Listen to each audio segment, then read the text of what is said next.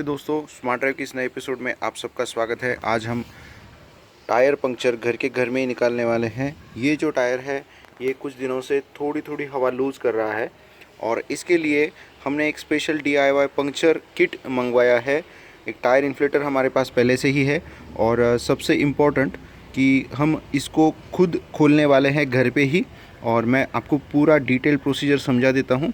तो सबसे पहले आपको गाड़ी एकदम प्लेन जगह पे पार्क करनी है, जिससे कि कोई ऊपर नीचे वाली जगह ना रहे और आपको पता चले कि टायर एकदम प्लेन है। तो पहली कंडीशन है। दूसरी, एक कभी भी ध्यान में रखिए, पीछे वाला टायर ये सामने वाले टायर से जैक लगाने के लिए आसान रहता है। तो पीछे वाले टायर पे प्रेशर कम रहता है। अगर आपकी डिक्की में कुछ सामान है तो प्लीज़ आप वो भी निकाल लें, जिससे कि आपको प्रॉब्लम ना आए गाड़ी ऊपर चढ़ाने के लिए।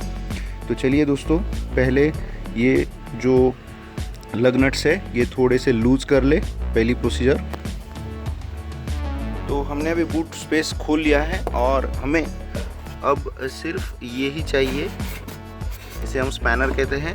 पहले इसका इस्तेमाल करेंगे, बाद में जैक और हैंडल का। तो ये भी हमने निकाल लेना है। तो ये तीनों चीज़ें हमने अभी निकाल ली है और आप देख सकते हैं यहाँ पे पहले सिर्फ काम आएगा हमारा ये स्पैनर।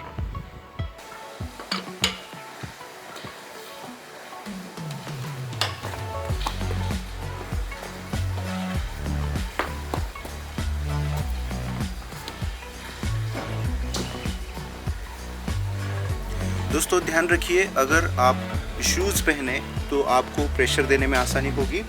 स्टार्टिंग इनिशियल वाले 2-3 थ्रेड जो है वो बहुत ही क्रिटिकल रहते हैं, तो इसको आपने कभी कभी पूरा वज़न दे के ही खोलना चाहिए। ये देखिए दोस्तों,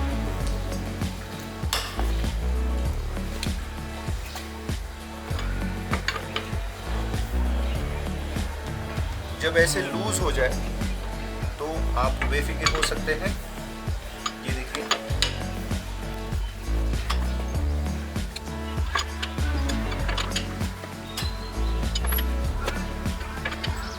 तो दोस्तों सभी नट्स हमने अभी लूज कर लिए हैं और अब हम जैक लगाने वाले हैं यहाँ पे।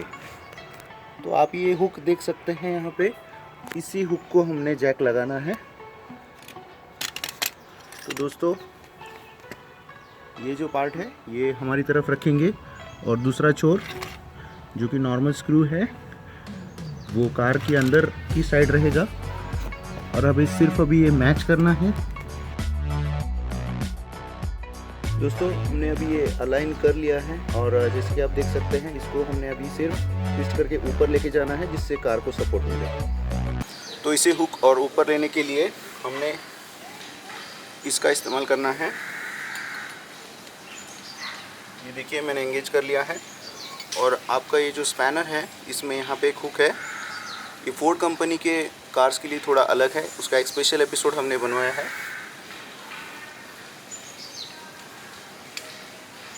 ये देखिए दोस्तों, इसको अब क्लॉकवाइज घुमाएंगे जिससे कि ऊपर आए। हम सजेस्ट करेंगे कि पहले थोड़ा हाथ से ही ऊपर ले ले, इससे मिनिमम हाइट मेंटेन हो जाए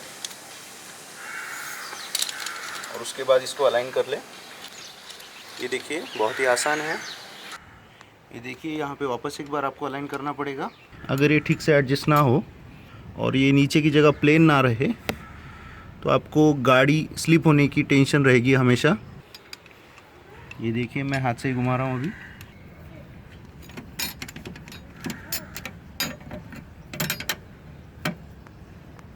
देखिए दोस्तों, इस तरह से वो पैक होना ज़रूरी है। परफेक्टली पैक होने के बाद ही आप सिक्योरली गाड़ी ऊपर खींच सकते हैं। ये देखिए,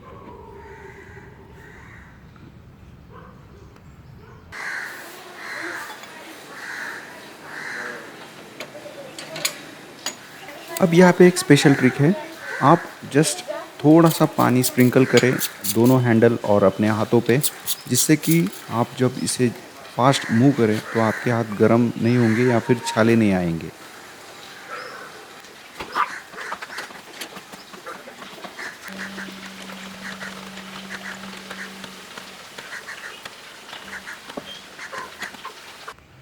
तो दोस्तों जैसे कि आप देख सकते हैं जैक अच्छी तरह से ऊपर आ चुका है और ये टायर बिल्कुल अभी रेस्ट नहीं हो रहा है। तो ये आपने हमेशा ध्यान में रखना है कि टायर रेस्ट नहीं होना चाहिए। अब दोस्तों बारी है इस स्पैनर की। एक बार फिर से हम इसको यहाँ पे एंगेज करेंगे और एंटी क्लॉकवाइज रोटेट करके। तो दोस्तों ये लग नट जो है ये आपने घूमने नहीं देना है कभी भी। तो इसको कहाँ पे रखना है ये भी हम बता देंगे। आपको ये यहाँ पे रखना है। तो किसी भी पोजीशन में यहाँ पे रखने के बाद ये नहीं घूमेंगे। ओके, आप जेब में वगैरह रखने की प्रैक्टिस ना करिए, यहीं पे रखिए।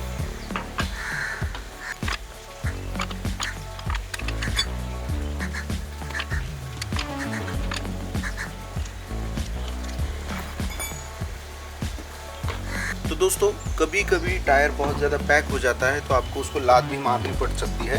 तो अभी मैंने एक लात मारी थी तो अभी ये लूज़ हो चुका है। अब इसको थोड़ा सा ऊपर खींचना है और ये आपका टायर सेपरेट हो चुका है। अब हमें इसका पंक्चर निकालना है तो ये प्रोसीजर हम स्टार्ट कर देंगे। सो फ्रेंड्स ये टायर हमने थॉरोली वॉश कर लिया है और वॉश करते समय ही हमें कुछ बबल्स दिखाई दिए। हम वापस एक बार आपको दिखा देंगे। यहाँ पे एक स्पॉट आया है और यहाँ से बबल्स बाहर निकल रहे हैं। तो ये बबल्स मतलब लीकेज है। प्लकर और बाकी चीज़ें लगने वाली है तो मैं आपको दिखा देता हूँ क्या क्या लगेगा। तो दोस्तों इस टाइप का एक प्लकर आपको लगेगा, जैसे कि आप निकाल सकते हैं।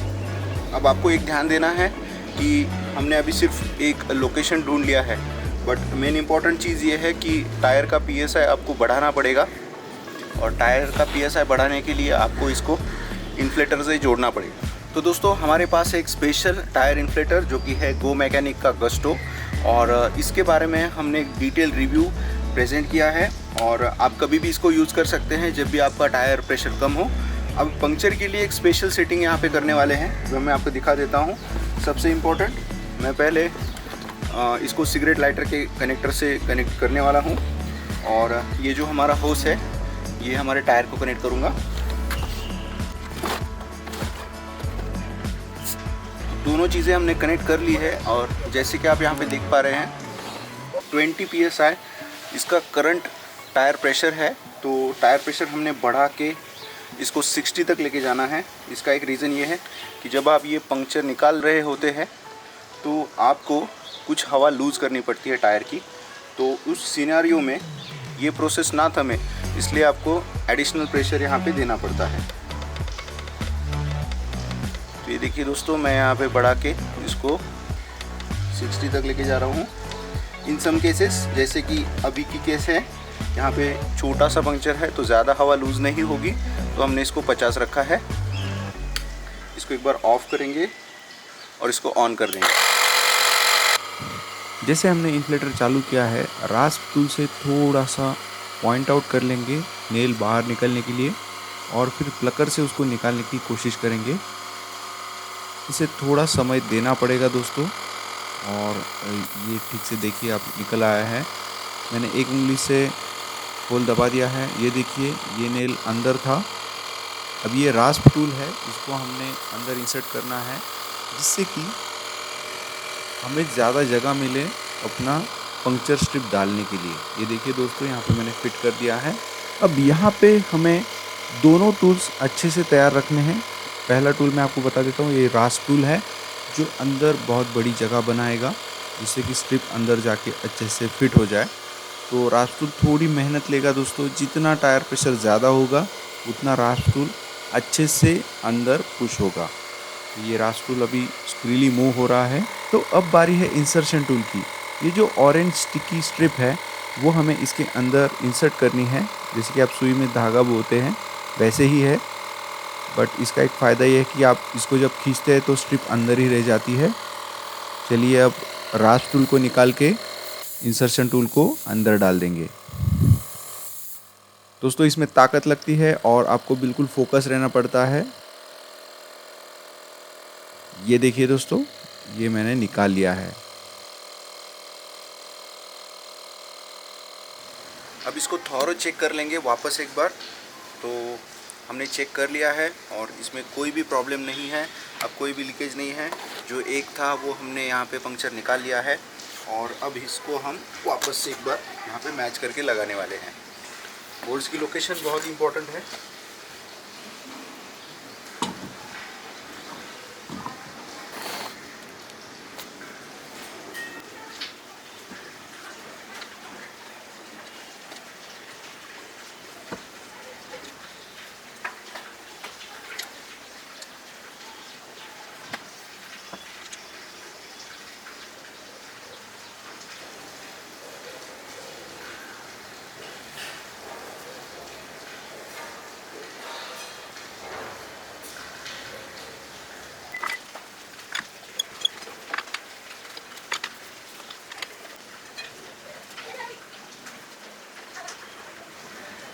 तो दोस्तों ये और ये पैर आपने साथ में कसना है और ये साथ में कसना है।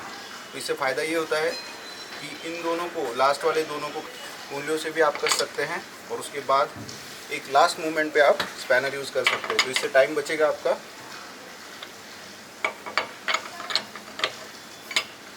तो ये थी लग नट्स कसने की पहली प्रोसीजर। अब हम जैक निकालने वाले हैं जिससे कि टायर फिर से एक बार ज़मीन पे रेस्ट हो जाए। दोस्तों ये किट बहुत ही ज़्यादा फ़ायदेमंद है और बहुत ही कम कीमत में आता है। अगर आप घर पे ही रिपेयर करना चाहे टायर को तो आप कर सकते हैं। पंक्चर निकालना ट्यूबलेस टायर के लिए बहुत ही आसान टास्क है। इसके परचेस लिंक्स डिस्क्रिप्शन में दिए हुए हैं। अगर आप इसे चाहिए तो लोकल मार्केट से भी खरीद सकते हैं। मैंने इसे लोकल मार्केट से इसलिए ख़रीदा था क्योंकि ये मेटल वाला जो हैंडल है वो बहुत ही मज़बूत लगा मुझे, और ऑनलाइन जो मिल रहा है वो प्लास्टिक वाले हैंडल है जो टूट जाते हैं। तो अगर ऑनलाइन आपको मेटल हैंडल वाला किट मिल रहा है तो आप ज़रूर उसे ले लें। परचेस लिंक डिस्क्रिप्शन में दिए है दोस्तों। ये मेरे पास है JK प्लस का।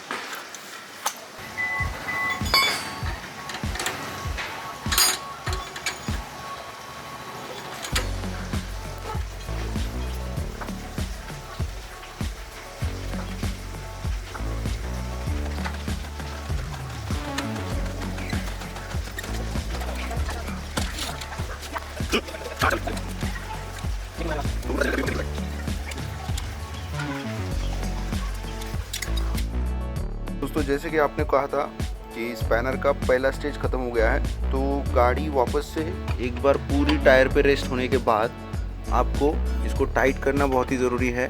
हैंड ब्रेक मैंने लगा दिया है गाड़ी का।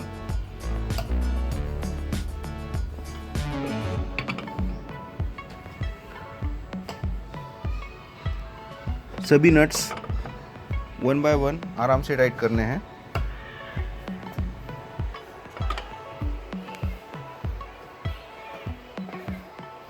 इससे एक फ़ायदा होता है कि यूनिफॉर्मली टायर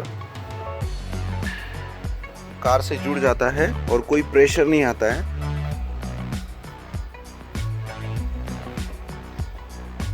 ये सबसे इम्पोर्टेंट स्टेप है दोस्तों। अगर ये स्टेप आप फॉलो करना भूल जाए तो कोई नट निकल भी सकता है। आपके पूरे वजन देने के बावजूद अगर नट नहीं जा रहा है आगे तो ही आप इंश्योर कीजिए कि अब ये टाइट हो चुका है। ये देखिए अब ये टाइट हो चुका है। अब दोस्तों जैसे कि हमने ये पंक्चर निकाल लिया है, अब बारी है इसका प्रेशर चेक करने की, क्योंकि पंक्चर निकालते समय हमने इसका प्रेशर एक्सेस रखा था। तो अब हम चेक करने जा रहे हैं इसका प्रेशर। दोस्तों हमने टायर इन्फ्लेटर ले लिया है और अब हम चेक करने वाले हैं इसका एक्चुअल प्रेशर। हमने इसको ये लगा दिया है नॉब। प्रेशर बहुत ज़्यादा है, लगभग 46 है। हमें इसको 32 पे लाना है जिससे कि ऑपरेशनल लिमिट्स में रहे। अगर आपने ये प्रेशर कम नहीं किया तो आपको बहुत ही ज़्यादा बम्पी राइड फील होगी। इसे कैसे करना है, बहुत ही आसान तरीका है। तो दोस्तों सिर्फ इसको ये यहाँ पे जो नॉब है इसको थोड़ा सा आपने दबाना है।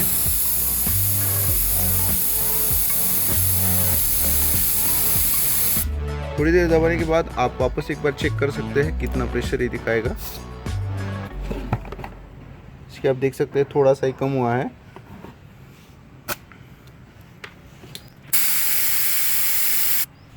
दोस्तों इस बारे में मैं हमेशा बात करता हूं आपको, अगर टायर प्रेशर ज़्यादा है, जैसे कि अभी 45 है या 46 है, तो टायर का इतना ही पार्ट टच हो रहा है, बाकी ये जो पार्ट है ये टच नहीं होता है। ये आपके कार के टायर के अब नॉर्मल वियर एंड टियर के लिए बहुत ही हार्मफुल रहता है। ये देखिए दोस्तों,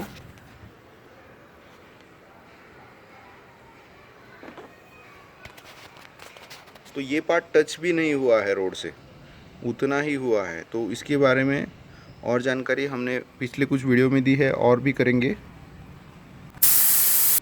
अब गड़बड़ एक है कि आप एग्जैक्ट नहीं रखना चाहेंगे, क्योंकि कभी कभी ये भी हो जाता है कि गाड़ी का पंक्चर ठीक से नहीं निकला होता है। तो हम इसको 5 यूनिट ज़्यादा रखेंगे सिर्फ, जिससे कि हमें पता चल जाए कुछ दिनों में कि ये जो पंक्चर हमने लगाया है वो सही है या नहीं। अगर ये 37 से कम हो जाए तो हमें पता चल जाएगा कि ये अभी तक पंक्चर नहीं निकला है ठीक से। और इसके बारे में आप कुछ भी एक्शन लेने से पहले आपके टायर में एक्सेस हवा ज़रूर रहेगी। तो दोस्तों ये था पूरा थॉरो वीडियो घर में एक पंक्चर निकालने के लिए। देखने के लिए बहुत भी शुक्रिया दोस्तों। मैं विश्वजीत आप सबसे अभी विदा लूँगा।